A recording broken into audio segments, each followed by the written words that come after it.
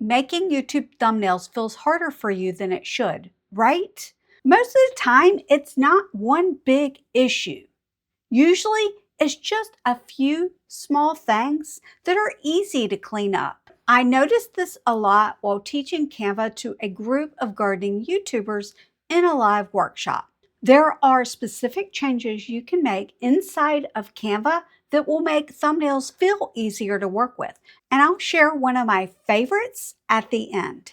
One of the most common things I see is extra words showing up in thumbnails that weren't meant to be there. This usually happens with words or logos on shirts or sitting quietly in the background. They don't feel obvious when you are making a thumbnail, but they wind up competing with the message you want people to notice. Inside Canva, there's a simple tool called Magic Eraser. It lets you remove those little bits without starting over. You tap what you want to erase, then click Eraser in the floating toolbar. Then choose Magic Eraser. From there, I usually just use the brush and select the area I want to remove. If it's a really small or much bigger area, I will adjust the brush size. Auto detect is also helpful to turn on because sometimes it selects exactly what you're trying to erase. Here's what that looks like on a real thumbnail. It's part of Canva Pro, and I tend to use it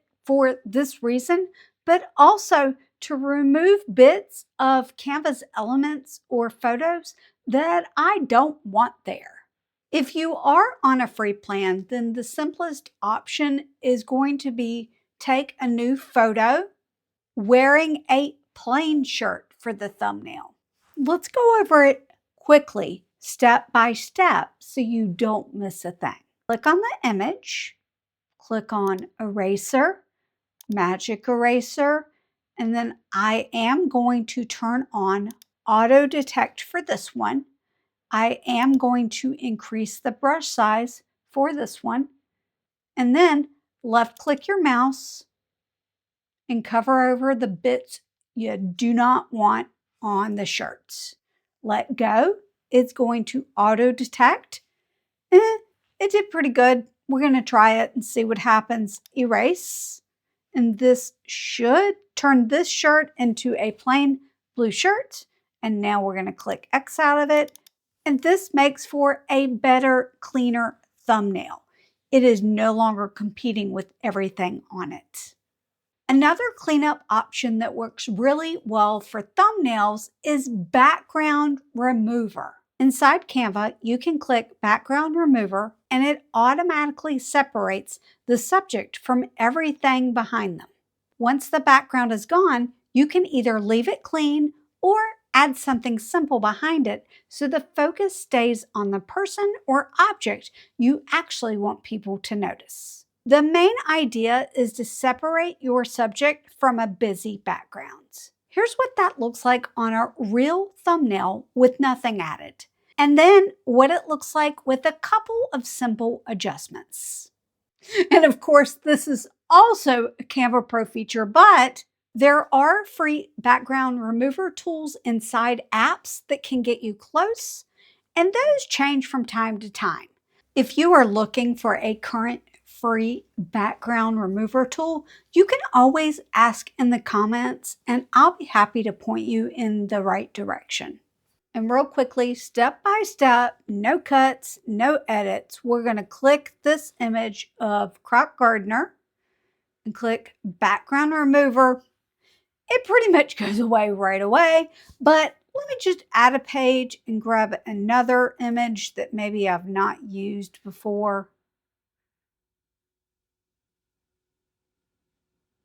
Okay, here's one. I know I've not used this one before. Here we go. Background remover. It was that fast. There was no edits in this footage as far as cuts. The last cleanup option I want to show you is one of my favorites. It's a little underrated, but it tends to make a difference pretty quickly.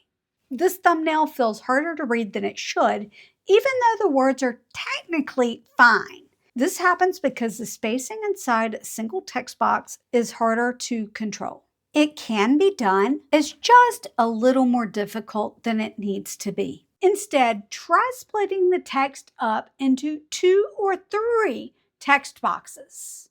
Often this means 1 word per box. This allows you to have more control. Inside Canva, I usually just use the keyboard shortcut T to add text. From there, you can duplicate the word you've written using this little icon and drop that new word below the first one. You can change that word to what you want it to be. Once it's split up, you'll often notice it feels easier to read right away without needing to adjust the line spacing at all. Here's what that looks like on a real thumbnail, before and after. Again, this is one of those small changes that doesn't feel dramatic while you're doing it. It just makes thumbnails feel easier to work with. T on the keyboard will do it, but you can also go over to the left-hand side and choose add a text box, or I've got heading right here. I'm just going to use that. Make sure you size it to be whatever you want. So let's just make the word go here. And let's say that I know that I would like for my word to be about this size. I want my alignment to be to the left. I will do that right there. Here's that funny little button. Duplicate word.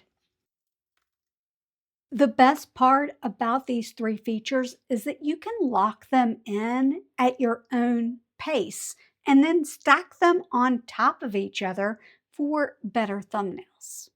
If thumbnails still feel harder than they should, we can tackle that together in future videos. Your creator bestie out.